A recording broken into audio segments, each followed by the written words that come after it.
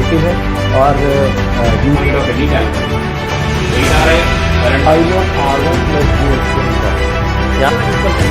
कितने लोग बोलेंगे यहाँ पर हूलर लगाएंगे और हूलर लगा देंगे।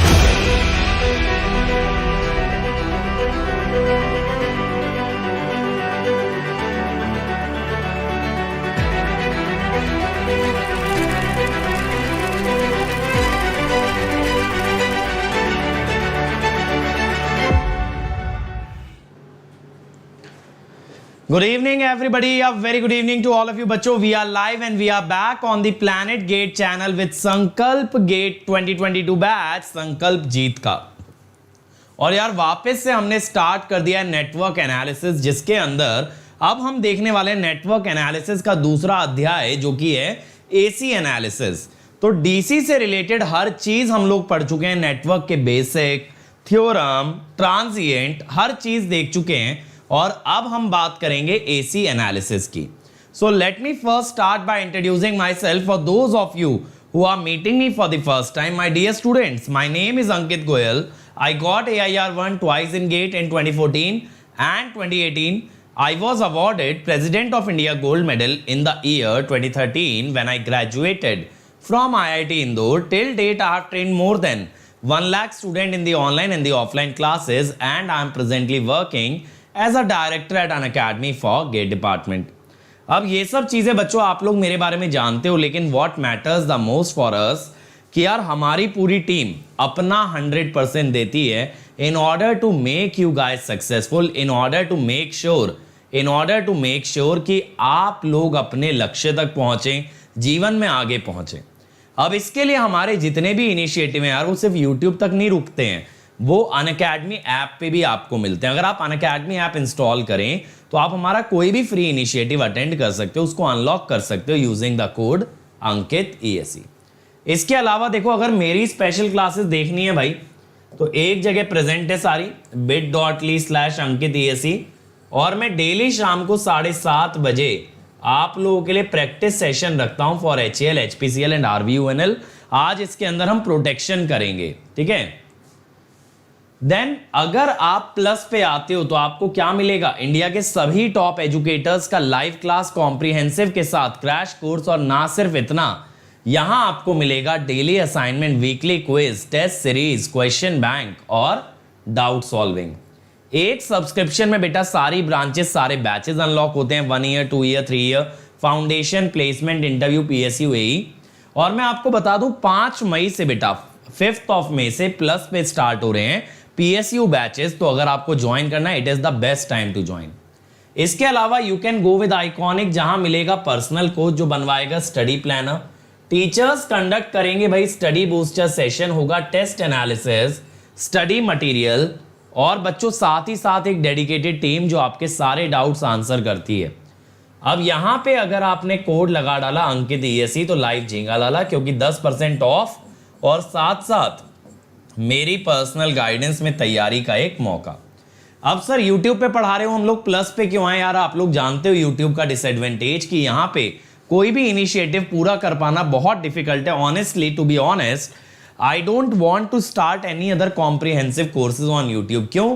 क्योंकि यार कॉम्प्रिहेंसिव कोर्सेज को ना YouTube पे वैल्यू नहीं किया जाता है एज कंपेयर टू प्लस. अगर आप प्लस पे आओगे, वहां पे बच्चे कॉम्प्रिहेंसिव कोर्स को लेके बहुत सीरियस होते हैं. एक सीरियस एनवायरनमेंट में आप तैयारी करते हो और आप सीखते हो एक एक चीज बेसिक से एडवांस तक सीखते हो, स्टडी मटेरियल, टेस्ट रेगुलरली, आपको सब कुछ प्रोवाइड होता है। तो एक कंप्लीट पैकेज एक सीरियस एनवायरनमेंट में जब आपको मिलता है तो आपकी ग्रोथ होना कंपलसरी है। और देखो ये हमारा लेटेस्ट बैच है जो कि स्टार्ट हुआ, आप इस बैच को ज्वाइन कर सकते हो।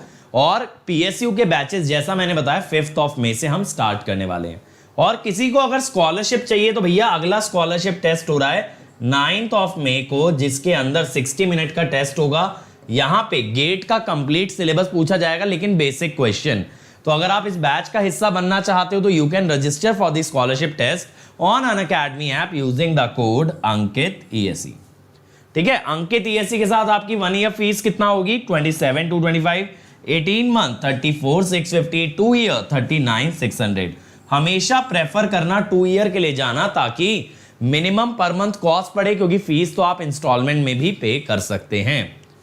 आइकॉनिक के लिए जाओगे with Ankit ESE, 1 year fees 45,225, 2 year 66,600। ठीक है, अभिनव यस, कंट्रोल सिस्टम जो क्रिएट्रिक्स चैनल पे बेटा जो मैंने लिया था लास्ट ईयर वो भी कॉम्प्रिहेंसिव है, और इस ईयर जो पंकज सर ने लिया है वो भी कॉम्प्रिहेंसिव है। चलिए तो शुरू करें भैया आज का सेशन। चलो आज का सेशन है हमारा AC एनालिसिस बेसिक्स। ठीक है, तो ये सर AC एनालिसिस में अलग बात क्या होती है, हम लोग DC और AC को अलग अलग क्यों पढ़ते हैं? देखो होता क्या है, AC एनालिसिस के अंदर जो हमारे सोर्सेज होते हैं they are alternating in nature. Alternating in nature, sir ये ऑल्टरनेटिंग सोर्स क्या बला है? ऑल्टरनेटिंग सोर्स से हम क्या समझें? ठीक है, just give me a minute.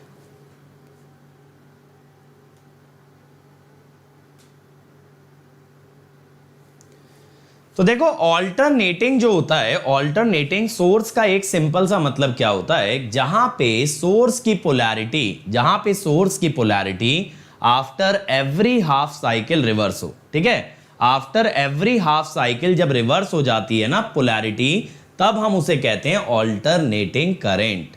तो देखो डायरेक्ट करंट कौन सा है भाई? डायरेक्ट करंट का मतलब ये होता है which flows in a single direction whose direction does not reverse. और ऑल्टरनेटिंग करंट का मतलब क्या होता है? The direction reverses after every half cycle.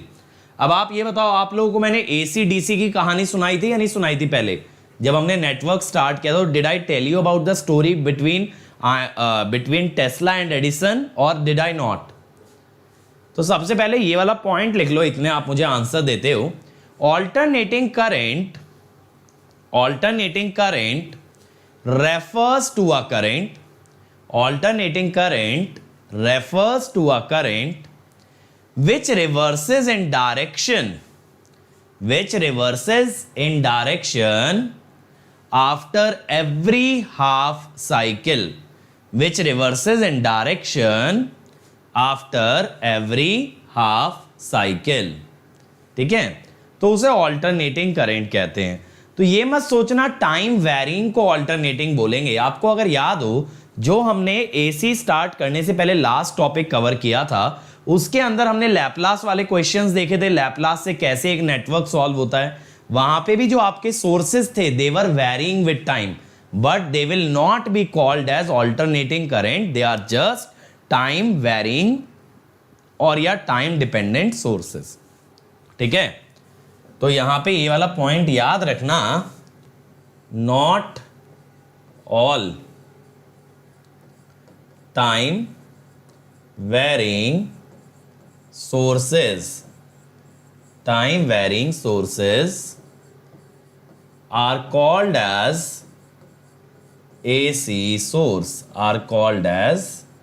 AC source. ठीक है, हर टाइम वेरिंग सोर्स ना AC सोर्स नहीं होता, जैसे कहते हैं ना हर चमकने वाली चीज सोना नहीं होती है, ऐसे। अब बात ये आती है भाई कि AC सोर्सेस कैसे होते हैं। देखो AC सोर्सेस वो होते हैं जिनकी पोलैरिटी रिवर्स हो जाए आफ्टर एवरी हाफ साइकिल। देखो जैसे यहां पे I of T versus T, अगर I of T versus T कुछ ऐसा आ जाए, देखना sinusoidal then it will be called as AC, ठीक है।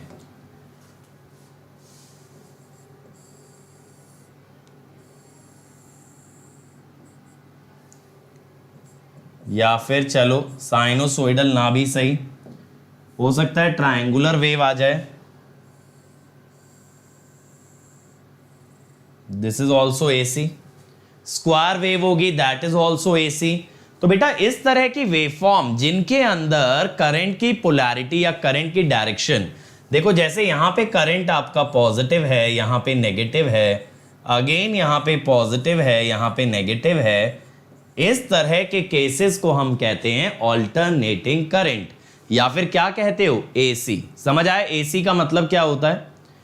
अब आप लोग यार देखो, अगर कॉलेज लेवल पे भी कभी नेटवर्क स्टडी किए हो तो आपने ये जरूर देखा होगा नेटवर्क के अंदर कि जब AC एनालिसिस की बात आती है तो कौन से सोर्सेस कंसीडर किए जाते हैं, वी कंसीडर साइनोसोइडल सोर्सेस। कौन से सोर्सेस, साइनोसोइडल। अब क्वेश्चन माइंड के अंदर ये आना चाहिए कि सर AC तो ट्रायंगल भी है, AC तो सर स्क्वायर भी है, फिर साइनोसोइडल के अंदर ऐसी कौन सी बात हुई जो कि आपने साइनोसोइडल सोर्स को ही एकमात्र सोर्स माना when we talk about AC analysis. तो मेरे माइंड में एक क्वेश्चन आता है, question is why sinusoidal sources are used in AC analysis। ठीक है, why sinusoidal sources are used in AC analysis। ठीक है, अब क्वेश्चन माइंड के अंदर भाई ये आता है why we use sinusoidal sources। अगर इसका किसी के पास आंसर है तो जल्दी से मुझे एक बार चैट में बताओ भाई कि साइनोसोइडल सोर्स ही क्यों यूज किया जाता है, ऐसी इसके अंदर क्या स्पेशलिटी है that we use only the sinusoidal source. Abhinav ने आंसर सबसे पहले दिया because it is an eigenfunction. Incomplete है भाई, हम यहां पे ये कहते हैं साइनोसोइडल फंक्शन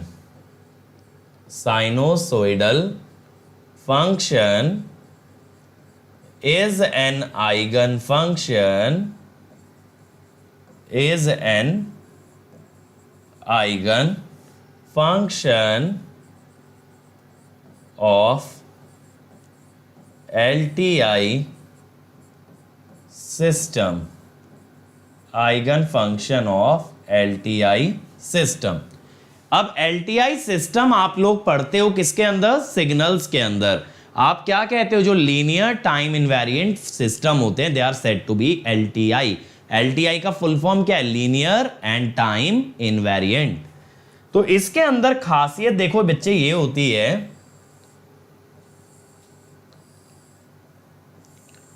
कि अगर हम बात करें LTI की, तो इसके अंदर अगर कभी आप एक साइनोसोइडल सिग्नल लगाते हो ना, A sin ओमेगा t, तो इसका जो आउटकम आता है वो ऐसा ही आता है, बट उसका ना एम्पलीट्यूड और फेज तो समझते हो ना, साइन के अंदर जो क्वांटिटी लिखी जाती है that is phase, so that is the amplitude and the phase will very, the amplitude and the phase will very.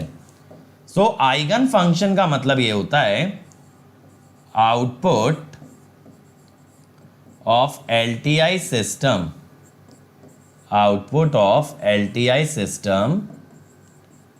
to sinusoidal input,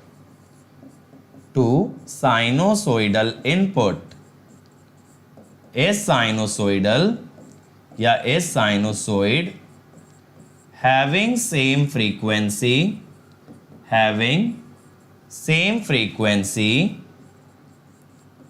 but different amplitude and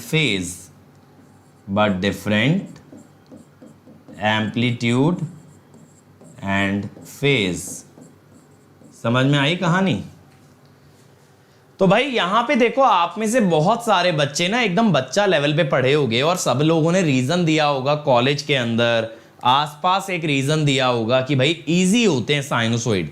sinusoid banana easy है। कई लोग तो मुझको ये कहते हैं कि सर साइनोसॉइड बनाना ना आसान होता है, इसीलिए साइनोसॉइडल फंक्शन का यूज करते हैं।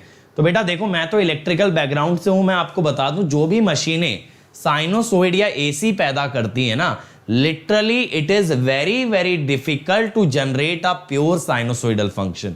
It is almost impossible to generate a pure sinusoidal function from any machine whatsoever. ठीक है, परफेक्ट साइनोसॉइड नहीं बनता। उसका मेन रीजन बच्चों, अब आप इंजीनियर बन चुके हो, आप क्या दोगे?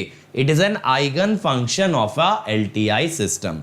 अब कुछ बच्चे ये कहते हैं सर साइनोसॉइड इसलिए बेहतर है क्योंकि इसका ना डेरिवेटिव और इंटीग्रल दोनों ही साइनोसॉइड है। अगर एक साइन का डेरिवेटिव लो तो कॉस होता है, वो भी साइन ओमेगा टी प्लस 90 है। बट बेटा डिफरेंशिएटर या इंटीग्रेटर एलटीआई की एक कैटेगरी तो हो गई, एलटीआई की एक कैटेगरी ही तो हो गई। इसका मतलब है ब्रॉडर रीजन क्या है कि कोई भी एलटीआई सिस्टम में साइनोसॉइड लगाने से सेम फ्रीक्वेंसी का साइनोसॉइड मिलता है। अब ये एलटीआई सिस्टम डिफरेंशिएटर हो सकता है, ये एक इंटीग्रेटर हो सकता है, समझ रहे हो? ये कुछ भी हो सकता है, लेकिन as long as it is a LTI system, अगर आपने 50 हर्ट्ज का इनपुट लगाया you will get a 50 hertz sinusoid, लेकिन उसका एम्पलीट्यूड और फ्रीक्वेंसी कैन वेरी। समझ आया? जल्दी से मुझे बताओ, ये चीज समझ आई? ये चीज समझ आई साइनोसॉइड का क्यों यूज करते हैं? अब आगे से ना और कोई रीजन मेरे को सुनना नहीं है। जब जब कोई पूछे लाइफ में कहीं भी साइनोसॉइड क्यों यूज होता है, आप सिग्नल से रिलेट करके बोलेंगे because it is an eigen function. Sinusoid का ही यूज होता है कंट्रोल में भी, साइनोसॉइड ही यूज होता है सिग्नल में भी, नेटवर्क में भी, मशीन में भी, पावर सिस्टम में भी, पावर इलेक्ट्रॉनिक्स में भी, हर जगह साइनोसॉइडल है because it is eigen function. इतना छोटा सा इसका एक जड़ है और ये सोचो ये चीज कितने सब्जेक्टों में पहुंच गई यहां से। ठीक, अब देखो बात ये आती है ना, ये जो साइनोसॉइडल है, ये जो साइनोसॉइडल फंक्शन है, ये आइगन फंक्शन है। इस कारणवश ये जो इतने भी फोरियर सीरीज है ना, फोरियर सीरीज, फोरियर ट्रांसफॉर्म, ये सब साइनोसॉइडल में है, ये सब साइनोसॉइडल में है। शिवा बेटा आपको आइगन फंक्शन विशाल सर बताएंगे सिग्नल के अंदर। आइगन फंक्शन में अभी के लिए बस आप इतना याद रखो कि आइगन फंक्शन एक ऐसा सिग्नल होता है, एक ऐसा फंक्शन होता है जिसे इनपुट में अगर लगा डाला तो लाइफ झिंगा लाला, क्योंकि आउटपुट भी उसके जैसा ही आता है।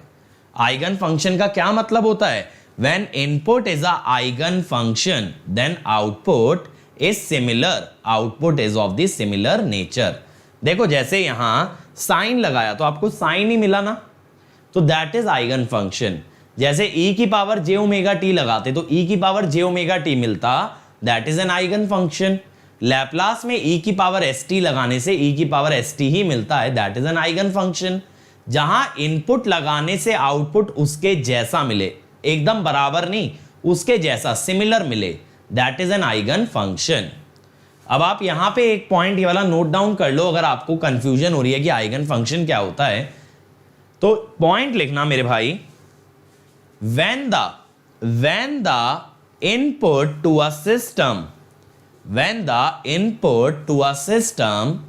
is an eigen function of the system, when the input to a system is an eigen function of the system, then the output is also eigen function, that is input and output are of the similar form, input and output are of the similar form। ठीक, इतनी बात हमें समझ आई कि हम sinusoidal function क्यों लेकर के आए। चलो भाई, अब बात ये आती है मेरे बच्चों कि जब साइनोसॉइडल फंक्शन आ गए तो अब हम क्या करने वाले हैं। देखो हमने एक काम किया था, अगर आपको याद हो लैप्लास के अंदर, कि लैप्लास में हम लोगों ने इंडक्टर को रिप्लेस कर दिया था SL से, कैपेसिटर को रिप्लेस कर दिया था 1/SC से। फिर हमने वहां पे इंपीडेंस डिफाइन करी थी कि भाई रेजिस्टेंस, इंडक्टेंस, कैपेसिटेंस सबकी यूनिट ओम हो गई जब लैप्लास डोमेन में लेकर के गए। और ऐसा करने के पीछे मेन रीजन क्या था? सबसे बड़ा रीजन ये था कि इन सच अ सिनेरियो आपको डिफरेंशियल इक्वेशन ना सॉल्व करके क्या सॉल्व करना पड़ता है, लीनियर इक्वेशन। क्या सॉल्व करना पड़ता है, लीनियर इक्वेशन। सेम वे में बेटा जब आप एसी एनालिसिस में आते हो तो आप कौन से फंक्शन यूज करोगे, साइन और कोसाइन। उसका रीजन आप समझ चुके हो। लेकिन साइन और कोसाइन बेटा ऐसे फंक्शन है जिनका लैप्लास एग्जिस्ट नहीं करता। अब कुछ बच्चे मुझसे डिसएग्री करेंगे और बोलेंगे कि सर साइन ओमेगा टी का लैप्लास जो है ना that is omega by S square plus omega square. तो अब आप एक चीज समझना मेरे भाई,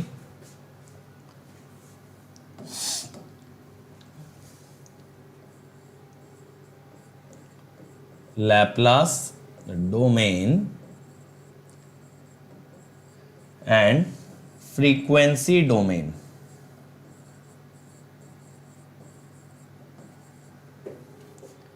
ठीक है, अब मेरी पहले एक बात समझो। पहले मैं डोमेन का मतलब समझाता हूं, शायद मैंने आपको पहले भी बताया होगा, तो एक बार रिविजिट कर लेते हैं। डोमेन क्या होता है, किसी भी फंक्शन का domain is the set of values that the independent variable can take. यही होता है डोमेन। क्या है, इंडिपेंडेंट वेरिएबल की वो वैल्यूज जिन पे आपका फंक्शन डिफाइंड है उसे हम कहते हैं डोमेन। तो ये वाला एक पॉइंट लिखो, domain refers to the set of values, the domain refers to the set of values of independent variable, set of values of independent variable at which a function is defined, at which a function is defined। अब यहां पे आप एक चीज देखें, अगर आपने function of t लिया दैट इज टाइम डोमेन, ठीक है, अगर आप इसका लैप्लास ट्रांसफॉर्म लेते हो मेरे बंधु तो लैप्लास ट्रांसफॉर्म में it becomes F of S. अब यहां इंडिपेंडेंट वेरिएबल हो गया S, so it becomes Laplace domain. ठीक है, और फिर अगर आप इसका फूरियर ट्रांसफॉर्म ले लेंगे, अगर आप इसका फूरियर ट्रांसफॉर्म ले लेंगे एफ ओमेगा, तो इट बिकम्स फ्रीक्वेंसी डोमेन। यानी जब कभी आपसे कोई कहे ना भाई डोमेन क्या होता है, सर समझ नहीं आ रहा डोमेन क्या होता है, तो आप कहना डोमेन का मतलब है इंडिपेंडेंट वेरिएबल। जो भी इंडिपेंडेंट वेरिएबल होता है दैट रिप्रेजेंट्स द डोमेन। ठीक है, इतनी बात चमकी। अब भाई लैप्लास के अंदर आप ये अगर कहते हो कि सर हम साइन ओमेगा टी या कॉस ओमेगा टी का लैप्लास जानते हैं दैट इज ओमेगा, तो बेटा ये बात गलत हो जाती है। क्यों? क्योंकि बेटा ये लैप्लास साइन या कॉस के नहीं है, ये sine omega T U T और cos omega T U T के हैं। ठीक है, ये किसके हैं, sine omega T U T और cos omega T U T के। Sine omega T U T इसका लैप्लास होता है ये। ठीक, या फिर देखो लैप्लास के अंदर ना आप एक चीज और पढ़ोगे, यूनिलेटरल लैप्लास, तो आप ये भी कह सकते हो यूनिलेटरल लैप्लास होता है ये, बट उतना डिटेल में अभी मैं जाना नहीं चाह रहा। बट मेरा पॉइंट यहां पे समझो, मेरा पॉइंट आप यहां पे समझो। अगर सिर्फ आप साइन या कोसाइन ऐसा कोई फंक्शन ले लो, सिर्फ साइन या कोसाइन, तो वहां लैप्लास डिफाइंड नहीं है। लेकिन खासियत यह है उन फंक्शंस के लिए फोरियर डिफाइंड है। इसीलिए जब बेटा हम एसी एनालिसिस पे आते हैं तो आप ये देखोगे we are not making use of Laplace transform, instead we are making use of the Fourier transform. ठीक है, तो हम क्या बोलते हैं, sinusoidal functions, sinusoidal functions have Fourier transform defined, have Fourier transform defined but not Laplace transform. Laplace transform के bracket में मैं लिख दे रहा हूं BLT। ठीक है, जब विशाल सर आपको लैप्लास पढ़ाएंगे तो बताएंगे BLT का मतलब बाइलेटरल लैप्लास ट्रांसफॉर्म होता है, इसीलिए so we use Fourier analysis. So we use Fourier, जबकि लैप्लास ट्रांसफॉर्म तो सबका बाप है ना, फिर भी फोरियर एनालिसिस आप यूज करते हो इन फ्रीक्वेंसी डोमेन। और पता है, अगर आप लोग देखते रहोगे ना मैटलैब वाली सीरीज जो मैं रन कर रहा हूँ क्रिएट्रिक्स चैनल पे, तो मैं आपको ये सब भी सिखाऊंगा। कंट्रोल के बाद सिग्नल पे आएंगे और वहां पे मैं आपको ये सब भी सिखाऊंगा कैसे फोरियर एनालिसिस मैटलैब में किया जाता है। तो ये खासियत है, यहां पे आपको किसका यूज करना पड़ता है, फोरियर एनालिसिस का, ना कि लैप्लास का। अगर लैप्लास यूज कर सकते होते ना तो ये इतनी बड़ी फील्ड अलग से बनती नहीं। एसी एनालिसिस खुद में बहुत बड़ा टॉपिक है, क्योंकि इसके अंदर सारे नियम कानून अलग से रीडिफाइन करने पड़ते हैं, फिर से जीरो लेवल से जाना पड़ता है, फिर से रेजिस्टेंस, इंडक्टेंस, कैपेसिटेंस की बात करनी पड़ती है। इतना गहराई में हम लोग डील करते हैं when we talk about this AC analysis. तो अब मुझे ये बताओ, ग्राउंड वर्क तो क्लियर हुआ ना आप लोगों को, बेसिक फंडामेंटल जड़ जो है इस टॉपिक की ये समझ आई, ये जड़ समझ में आई कि भाई क्या है एसी एनालिसिस। अब यहां पे वन बाय वन बेटा एक एक एलिमेंट के बारे में मैं आप लोगों से बात करूंगा। देखो, सबसे पहले हमारे पास है रेजिस्टेंस। क्या है हमारे पास, रेजिस्टेंस। ठीक है सुमित बेटा, फोरियर इसलिए क्योंकि इन फंक्शंस के लिए, साइन और कोसाइन के लिए लैप्लास एग्जिस्ट नहीं करता तो फोरियर एग्जिस्ट करता है, और फोरियर एग्जिस्ट करता है तो फोरियर का ही यूज करेंगे।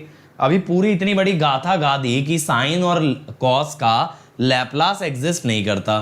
क्या एग्जिस्ट करता है, या तो साइन ओमेगा टी यूटी हो, लेकिन यहां पे हम लोग sine omega t u t function ना लेके क्या ले रहे हैं, साइन ओमेगा टी। उसका लैप्लास एग्जिस्ट नहीं करता, बट क्या एग्जिस्ट करता है, फोरियर ट्रांसफॉर्म। तो that is why we are using Fourier transform.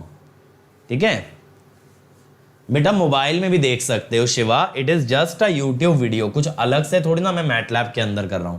Software मैं चला रहा हूं, तुम्हें थोड़ी चलाना है।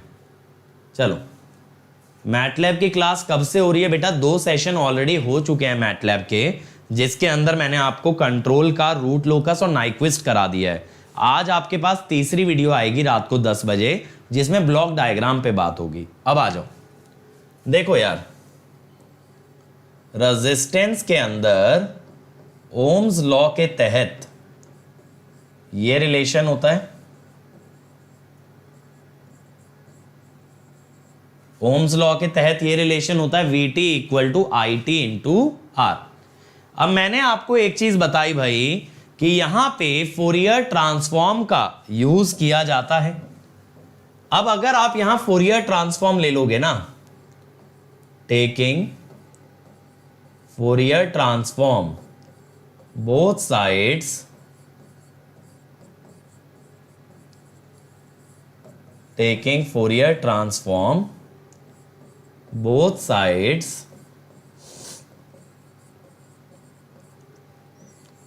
तो ट्रांसफॉर्म में आप जानते हो ना अपर केस लेटर यूज होते हैं, तो ये आ जाता है। यानी यहां पे भी अगर आप देखो वोल्टेज और करंट का रेशो लोगे तो कितना आएगा, R आएगा। वोल्टेज और करंट का रेशो लोगे ना तो कितना आएगा, R आएगा। अच्छा, वैसे एक चीज अगर हमारे माइंड में ये आती है, चलो ये तो समझ आया कि सर लैप्लास की जगह फोरियर यूज होगा, लेकिन ये भी तो माइंड में कहीं ना कहीं क्वेश्चन आएगा, अरे ट्रांसफॉर्म यूज ही क्यों होगा, ट्रांसफॉर्म यूज ही क्यों होगा, बिना ट्रांसफॉर्म के कर लेते भाई, टाइम डोमेन में बिना ट्रांसफॉर्म के कर लेते। बट बेटा प्रॉब्लम ये आती है जब R, L और C एक ही नेटवर्क में आ जाते हैं तो वहां डिफरेंशियल इक्वेशन बनने लगती हैं।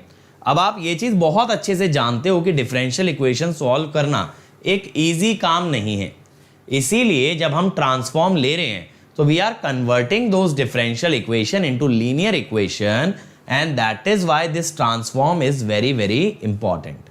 ठीक है, अभी मैं इस चीज में नहीं घुस रहा हूं जो कि आप सिग्नल में पढ़ते हो कि ट्रांसफॉर्म से हमें क्या क्या विजुअलाइजेशन मिलती है, ट्रांसफॉर्म से क्या क्या एनालिसिस करने को मिलता है, वो सब नहीं, वो सब नेटवर्क का हिस्सा नहीं है कि हम ये जान जाते हैं एक सिग्नल में कौन कौन सी फ्रीक्वेंसी है, एक सिग्नल के अंदर कौन सी फ्रीक्वेंसी ज्यादा कौन सी फ्रीक्वेंसी कम है, ये सब पे मैं बात नहीं कर रहा, because that is purely transform based. लेकिन मेरा ये पूछना है आप लोगों से कि ट्रांसफॉर्म क्यों लगाया, तो आप ये कहेंगे because by the use of transform we can convert the differential equations governing the network into linear equation. अगर सिर्फ रेजिस्टेंस होता ना तो कोई समस्या थी ही नहीं, अगर सिर्फ रेजिस्टेंस होता तो बहुत आराम से काम चलता, जैसे हमने नेटवर्क बेसिक्स में देखा था। लेकिन रेजिस्टेंस के साथ जब इंडक्टेंस कैपेसिटेंस जुड़ जाएं तब समस्या बढ़ती है। तो ये ना एक क्वेश्चन बना के लिख लो, ये रेजिस्टेंस वाले टर्म के नीचे एक क्वेश्चन लिखना कि why do we need to use, why do we need to use transforms in network analysis. क्यों यूज करना पड़ रहा है भाई, ऐसी क्या घनी बड़ी बात हो गई जो कि नेटवर्क एनालिसिस में ट्रांसफॉर्म यूज किए। तो इसके अंदर ये लिखना इन time domain whenever a network contains, in time domain whenever a network contains resistance, inductance and capacitance, whenever a network contains resistance, inductance and capacitance, then differential equation is formed. Whenever a network contains resistance, inductance and capacitance, then a differential equation is formed, but by taking transform we can convert those differential equations. By taking transform we can convert those differential equations into linear equation, so that analysis becomes easier. मुझे बताओ भाई, यहां तक समझ आया सब लोगों को? जल्दी से चैट में बता दो यार।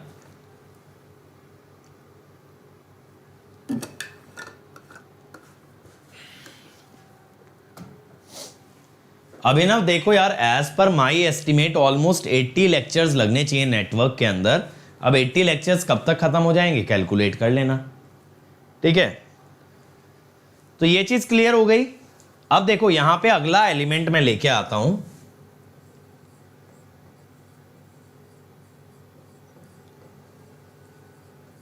इंडक्टेंस। ठीक है, तो देखो हमें यह भी समझ आ गया ट्रांसफॉर्म क्यों यूज करते हैं, और ट्रांसफॉर्म में भी फोरियर ही क्यों यूज करते हैं, ये भी हमें चमक गया, ये भी हमको चमक गया, फोरियर ही क्यों यूज किया। ठीक है, अब देखो इंडक्टेंस के अंदर आप क्या जानते हो, Vt इज L di/dt। ये हो गया टाइम डोमेन में। अब अगर आपको फ्रीक्वेंसी डोमेन में जाना है तो you will take Fourier transform on both sides. तो यहां पे देखो क्या होगा ना, d/dt का फोरियर ट्रांसफॉर्म ये होता है j ओमेगा से मल्टीप्लीकेशन। ये प्रॉपर्टीज ना फोरियर ट्रांसफॉर्म में पढ़ते हो। अच्छा देखो, आप लोग ये देखोगे बहुत जगह ना v और i के अंदर ओमेगा होगा और कई जगह j ओमेगा होगा। तो घबराना मत यार, ऐसे सोचो ओमेगा ही तो वेरिएबल होगा, j तो वेरिएबल नहीं है ना, j तो एक कांस्टेंट है। तो आप चाहे फंक्शन j ओमेगा का लिखो, चाहे फिर आप फंक्शन लिखो ओमेगा का, आप j ओमेगा का फंक्शन लिखो या ओमेगा का फंक्शन लिखो, फंक्शन तो ओमेगा पे ही डिपेंड करेगा, because j is a constant. तो बहुत बार ना फोरियर ट्रांसफॉर्म में ओमेगा की जगह जे ओमेगा लिखा होता है, it does not make any difference. अब तीसरे एलिमेंट पे आ जाओ भाई।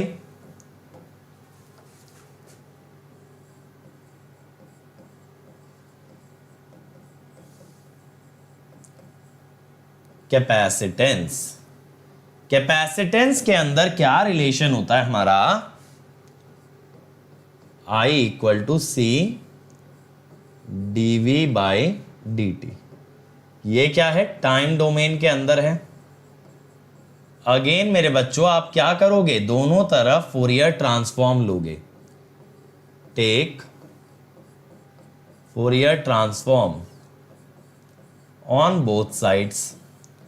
अब अगर आपने दोनों तरफ फोरियर लिया तो आई ओमेगा,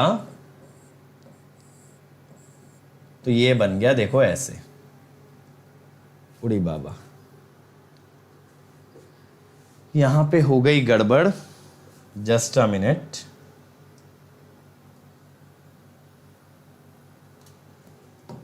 जस्ट मुझे 1 मिनट का टाइम दो, लेट मी रीबूट इट।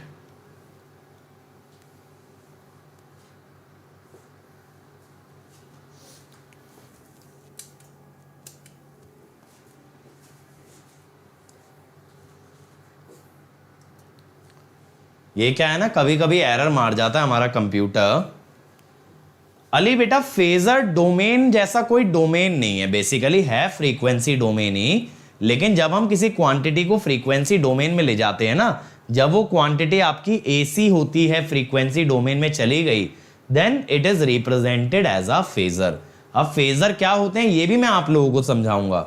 ऐसा मत सोचो कि हम ऊपर ऊपर से जाएंगे, हर चीज एकदम जड़ से समझेंगे कि नेटवर्क की जड़ें कहां से हैं, ये ओरिजिनेट कहां से होता है, सारी चीजें समझेंगे।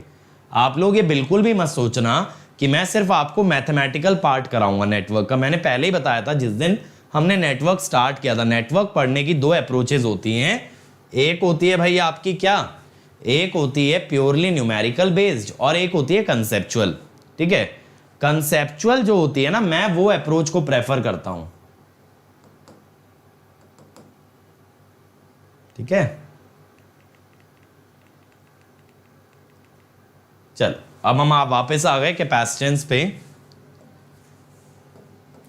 चल तो यहां पे I of T was C D V T by D T. This was in time domain. अब हमने क्या बोला था? Take Fourier transform on both sides. तो यहां पे आई ऑफ ओमेगा क्या होगा? C J omega into V of omega. तो यहां पे देखो V omega over I omega. अब आप एक चीज समझना मेरे भाई, एक चीज बहुत अच्छे से देखो। जब बच्चों आपने फोरियर ट्रांसफॉर्म, ठीक है, जब आपने फोरियर ट्रांसफॉर्म ले लिया तो V omega by I omega resistance में आर आया, V omega by I omega inductance में जे ओमेगा एल आया, V omega by I omega capacitor में 1 बाय जे ओमेगा सी आया। यानी कि अगर आप एक चीज समझो, फोरियर डोमेन में जाने से v और i का रेशो एक कांस्टेंट वैल्यू आ गया, which is r j omega l और 1 बाय j ओमेगा c। लेकिन इससे आप लोग ये समझे कि यहां पे इंडक्टर और कैपेसिटर का जो बिहेवियर है, it will be just like a resistor. ये लोग भी रजिस्टर की तरह बिहेव करेंगे इन टर्म्स ऑफ एनालिसिस। जब आप एनालिसिस करते हो ना, तो आर एल और सी में कोई भेदभाव नहीं करोगे, क्योंकि सभी में V और I का रिलेशन लीनियर है। तो एक बार ये वाला पॉइंट लिखना, या चलो मैं लिखता हूं, in frequency domain, in frequency domain the relationship between the relationship between V and I is linear. So R, L and C behave in same manner. तो ये फायदा हो गया ना यार, जो मैंने आपको लैपलास में भी समझाया था। मैंने आपको लैपलास में भी एक चीज समझाई थी कि भाई हम टाइम डोमेन में कभी भी R में L नहीं जोड़ सकते या R में C नहीं जोड़ सकते, लेकिन जब हम ट्रांसफॉर्म ले लेते हैं तब हम इन एलिमेंट्स को साथ में जोड़ भी सकते हैं, इनको एक ही तरह से ट्रीट भी कर सकते हैं। अब आप एक चीज देखो, मैं इसको लैपलास वाले पार्ट से रिलेट करता हूं। आपने ये पढ़ा था कि इन लैपलास डोमेन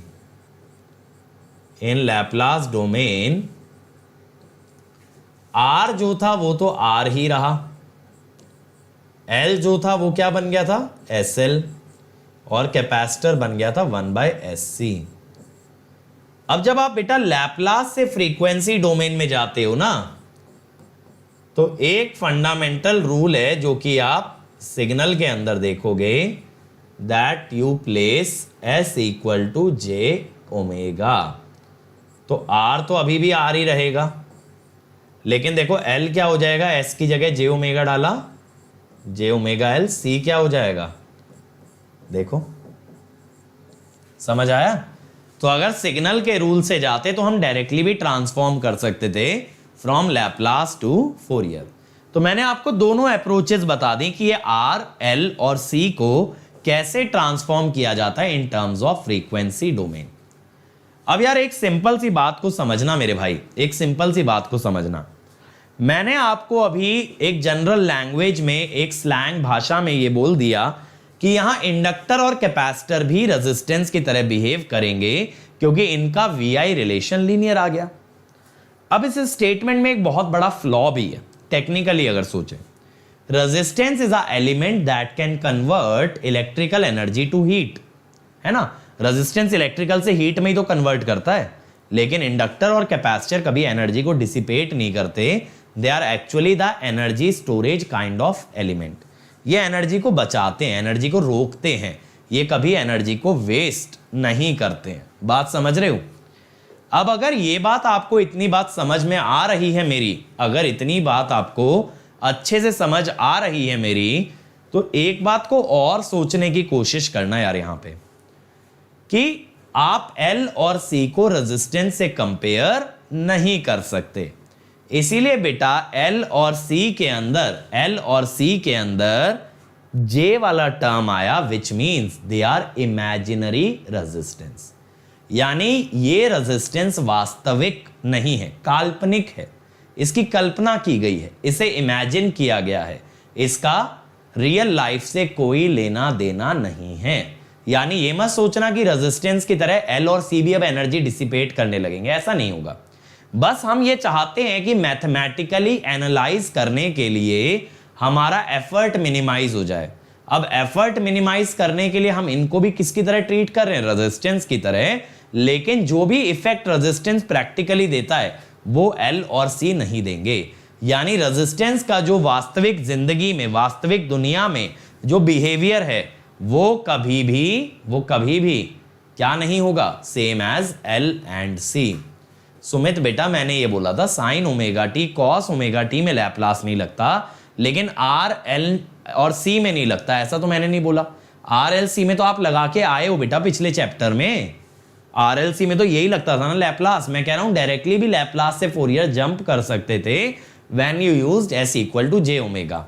तो S को J ओमेगा रखने की जरूरत क्या पड़ी है, लैपलास से फोरियर आने की जरूरत क्या पड़ी, ये मैंने आपको पीछे बताया था कि साइन और कॉस का लैपलास नहीं होता। ठीक है, चलो तो एक बार ये वाला पॉइंट लिखो यार, ये वाला एक पॉइंट लिखना बहुत बढ़िया।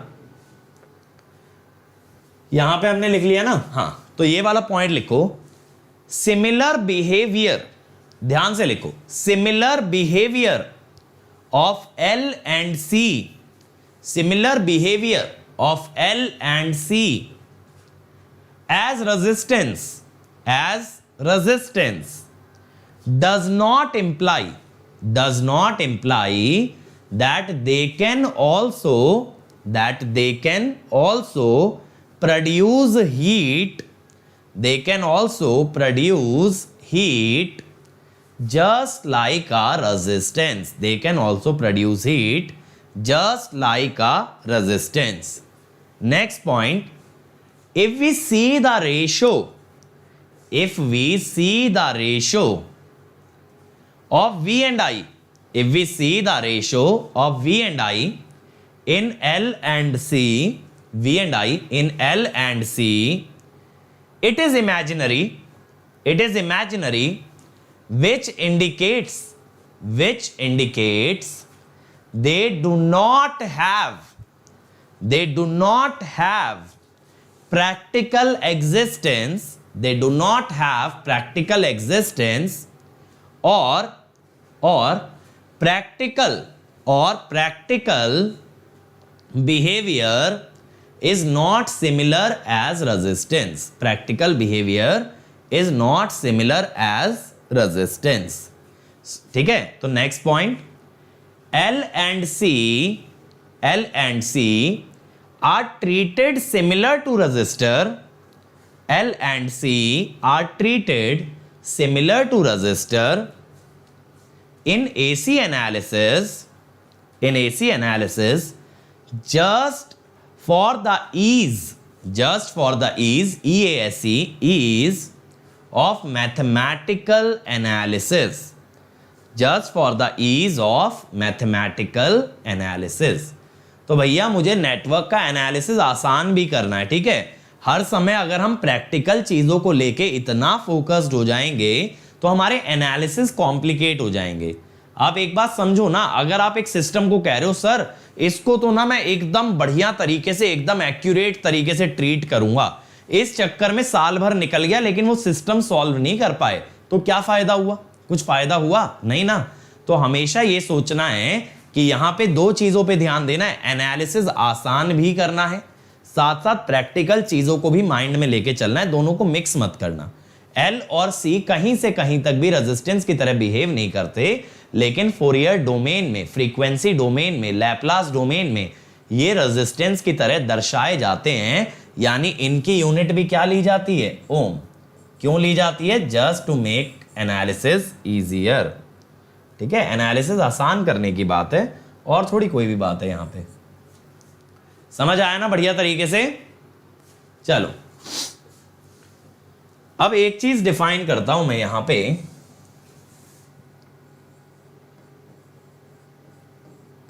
इम्पीडेंस। ठीक है, अब यहां पे ये वाला लिखना है इम्पीडेंस। तो एक पॉइंट लिखो यार, एक पॉइंट लिखो जरा मेरे साथ, एक पॉइंट नोट डाउन करो। when inductor and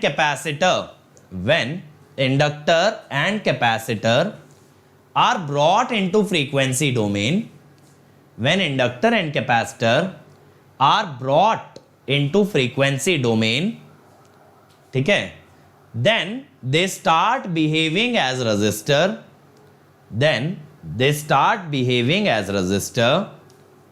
which means they also oppose the flow of AC current. They also oppose the flow of AC current. ठीक है, next point, the opposition offered by a network,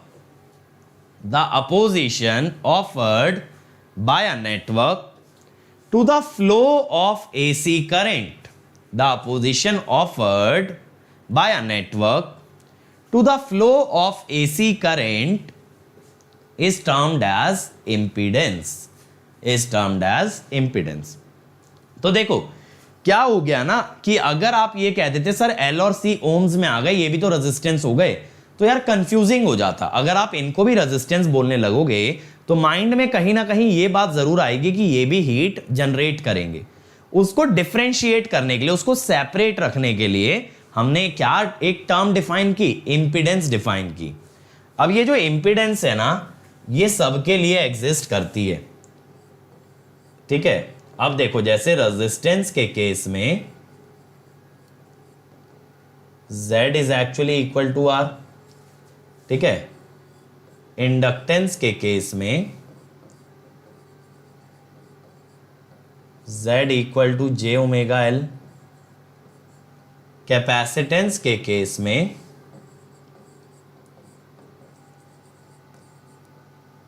Z equal to 1/J omega C, ठीक है। या फिर आप इसको ना -J/ओमेगा सी भी लिख सकते हो। ऐसा कैसे यार? अब इतना तो कॉम्प्लेक्स तुमको आना भी चाहिए, आयोटा वाला पार्ट तुमको आना चाहिए कि जब J को ऊपर ले जाओगे, आयोटा को ऊपर ले जाओगे तो कैसे ले जाओगे? J से मल्टीप्लाई डिवाइड। अब नीचे J स्क्वायर बन गया, आयोटा स्क्वायर होता है -1, तो एक माइनस आ गया, ठीक है। तो ये बन गया। अब मेरे भाई खासियत ये है कि इन सब की यूनिट क्या है? ओम्स है। इसीलिए एक एग्जाम्पल अगर हम लें, R एंड L अगर सीरीज में आ गए, अगर R और L सीरीज में आ गए तो आप Z क्या लिखोगे? R plus J omega L। Series में दोनों इंपिडेंस ऐड हो जाएंगी, ठीक है। तो अगर हम बात करें इंपिडेंस के केस में सीरीज कॉम्बिनेशन की, तो मेरे बंधु यहां पे क्या होता है? Z equivalent is Z1 plus Z2 plus Zn। जैसे रेजिस्टेंस में होता था, आफ्टर ऑल यूनिट तो सेम ही है ना भाई। इंपिडेंस रेजिस्टेंस के बराबर ही तो है रेजिस्टेंस के लिए। Z is equal to R for a resistance, तो रूल तो सेम चलेंगे। तो देखो जो रेजिस्टेंस वाले रूल्स थे ना, वही चलते हैं। और याद है मैंने आपको स्टार डेल्टा सीरीज पैरेलल पढ़ाते हुए बताया भी था कि कैपेसिटेंस में 1/C लेके चलते हैं। क्यों चलते हैं? देखो कैपेसिटर के इंपिडेंस में 1/C आता है। मैंने बताया था ना, R और L के लिए सारे रूल सेम होते हैं, C के लिए रूल अपोजिट होता है। क्यों अपोजिट होता है C के लिए? क्योंकि इंपिडेंस में 1/C आता है, जबकि रेजिस्टेंस में R आता है, इंडक्टेंस में L आता है, लेकिन कैपेसिटेंस में रेसिप्रोकल हो जाता है, इसीलिए रूल हमारा अपोजिट हो जाता है, ठीक है। तो ये डेफिनेशन हो गई हमारी इंपिडेंस की। इंपिडेंस समझ में आई ना भाई? इंपिडेंस समझ में आई। अब ऐसे ही एक टर्म हमें और डिफाइन करनी पड़ती है, जिसको मैं कहता हूं रिएक्टेंस। क्या बोलते हैं? रिएक्टेंस।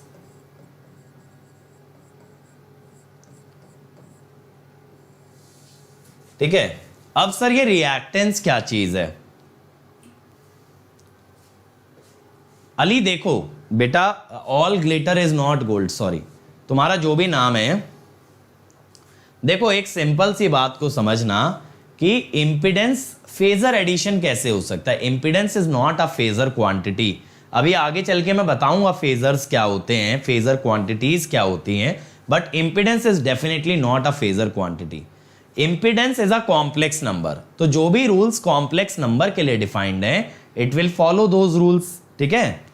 तो आप यहां पे ये लिख सकते हो, impedance is a complex number and hence follows all rules defined for complex numbers। ठीक है। कॉम्प्लेक्स नंबर के लिए जितने नियम कायदे डिफाइंड है ना, सब ये फॉलो करेगा। जैसे जब ऐड करते हैं तो रियल में रियल पार्ट, इमेजिनरी में इमेजिनरी पार्ट, ये सब चीजें, कॉम्प्लेक्स नंबर कैसे मल्टीप्लाई होते हैं, कैसे डिवाइड होते हैं, वो सारा फॉलो करेगा। अब रिएक्टेंस लिखना, it is defined for reactive elements, it is defined for reactive elements, bracket में लिखो L and C and it represents their reaction when AC voltage is applied, and it represents their reaction when AC voltage is applied. ठीक है, जब AC voltage apply होती है ना तो reaction क्या कहलाता है? रिएक्टेंस. तो इसका मतलब ये होता है, देखो, it is magnitude of impedance for L and C. यानी कि इंडक्टेंस का जो रिएक्टेंस है ओमेगा L होगा. ठीक है, इंडक्टेंस का जो रिएक्टेंस है ना that will be omega L, और कैपेसिटर का जो रिएक्टेंस है दैट विल बी 1/ओमेगा C. अब आपके माइंड में एक क्वेश्चन जरूर आना चाहिए कि सर रिएक्टेंस और इंपीडेंस में क्या फर्क है? रिएक्टेंस और इंपीडेंस के अंदर क्या फर्क है? तो ये वाला लाइन भी लिखना, reactance is analogous to resistance for L and C, but it is a real number, whereas impedance is a complex number, which can have real and imaginary part.